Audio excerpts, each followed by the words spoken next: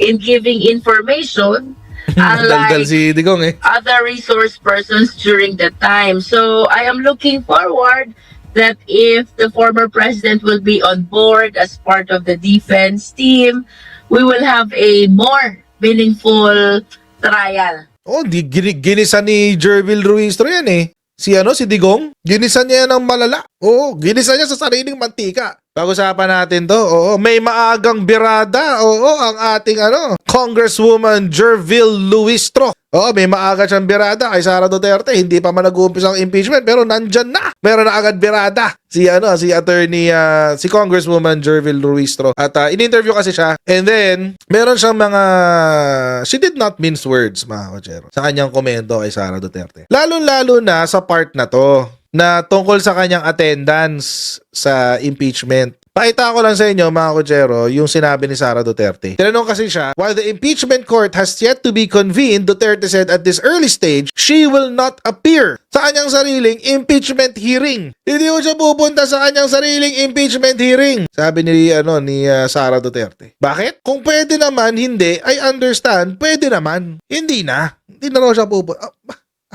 Buang ka? Buang ka ba, te? Hindi ka pupunta sa iyong sariling impeachment hearing. Uy, mandatory yun, te. Hindi pwedeng umabsent ka doon. Bawal ang proxy. Kasi baka ma-intimidate lang silang lahat sa presence ko doon. Ay, may ganun talaga siya. Oo, as if naman nakaka-intimidate ang presence mo sa lahat ng pinupuntahan mong lugar, te. Nung ba nagpunta ka nung nagpunta kaya siya kay Taylor Swift, na-intimidate si Taylor Swift? Hindi na kumanta. Ay, nandito si Sara Duterte, hindi na ako kakanta, na-intimidate ako. Pero, syempre, alam natin lahat, mga kotsero, na ano lang yan. Pa-show lang niya yan. Yabang ba? Oo. Hubris. Kasi, syempre, kinakabahan din naman yan. Hindi naman yan, unless psychotic siya. Oh, sinabi ko bang kasi psychotic si Sara? O, hindi ko sinasabing psychotic si Sara, ha? Ang sinasabi ko lang, baka kung psychotic si Sara. O, kung psychotic si Sara, yun ang sinabi ko, ha? Malinaw, ha? Kung psychotic si Sara. Wala siyang nararamdaman. Sa bagay, di ba sabi din naman niya, wala akong nararamdaman. Nung tinanong siya, ano na-feel niyo po? Bla, bla, bla. Sabi niya, ano sabi niya? Wala po akong feelings. Ay, senyales yun, te. It's a sign. Pero nagsalita din ng mga miyembro ng Kongreso dyan, mga kotser. Siyempre, hindi nila palalampasin yan. Oh, Filipinos are not laughing, sabi ng mga ibang mga mambabatas. Huwag na natin basahin yung kala Makabayan, Black, etc. Alam naman natin mga komunista yan. Oh, ito na lang sa Young Guns. Young Guns. Young Guns. Oh. Members of the Young Guns group, a group of younger members of the House Majority Bloc, also called out what they said was Duterte's attempt to play down the seriousness of the impeachment complaint against her. Taguig Representative Pami Zamora, ako Bicol Party List, Jill Bongalon, La Union Representative Paulo Ortega, and Zambales Representative Jefferson Conghun said in a joint statement, her dismissive remarks only reinforced the perception that she is deeply anxious about the trial ahead. For all her outward defiance, Vice President Duterte cannot escape the reality that this impeachment trial will determine her political survival. Totoo naman yan. Itong impeachment trial na to ang magdedetermina ng political future ni Sara Duterte. At the odds are not in her favor. Akala ba niya or baka bravado lang yan? Yung pa-strong effect pero sa totoong buhay kinakabahan. Baka bravado lang to. Hindi ako magtataka kung bravado lang. Kasi mga kotsero, kung siya ay mako-convict na impeachment court, hindi na siya makakabalik sa politika. May disbarment case pa siya. Paano pag na-disbar siya? Durug ang kanyang legal practice. Saan siya pupulutin? Sa bagay, malaki naman nakulimbat niya. Mabubuhay na siguro siya sa nakulimbat niya. Pero after this, if she's convicted sa impeachment court, wala na siyang political career. Pag na-disbar siya, wala na siyang legal career. Saan mo na siya pupulutin? O di, i-enjoy na lang niya yung mga nakaw niya for the past few years. Pero panoorin natin itong interview ni Congresswoman Luistro. Ma'am, siguro una po sa lahat, ano po ang reaksyon ninyo doon sa press con ni VP Sara kahapon? Parang hindi naman po siya nababother na in-impeach po siya ng Kamara. Well, it's up to the vice president how she appreciates or how she takes the impeachment process, no?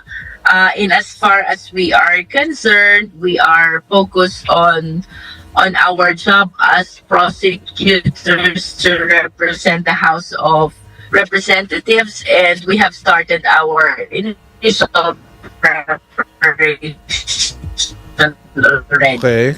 Opo. And ma'am, in case lang po na maging part po ng defense team ni VP Sara, yung kanyang tatay na si former President Rodrigo Duterte, are you ready na makipag-harapan kay dating Pangulo?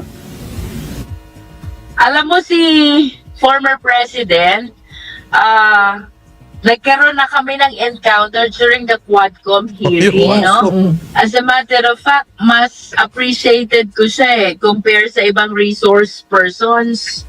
Kasi the former president is very generous in giving information, Daldal unlike si Digong eh. other resource persons during the time. So I am looking forward that if the former president will be on board as part of the defense team, we will have a more meaningful trial kasama ang ating pong dating presidente. So better ma'am na nandun siya, na part siya ng defense? For me, that's okay, but of course, it is all up to the vice president if she would like to have the former president become part of the defense team. Oh, ginisa ni Jervil Ruistro yan eh. Si Digong, ginisa niya yan ng malala. Oo, ginisa niya sa sariling mantika. Hindi na nga nakasagot si Digong sa kanya sa huli. Sabi ni Digong, if you say so. Yan ang sabi niya. Nung ginisa siya ni Congressman Luistro, o di daming sinagot, daming sinabi, etc. Ang ending, dahil naipit na si Digong, if you say so.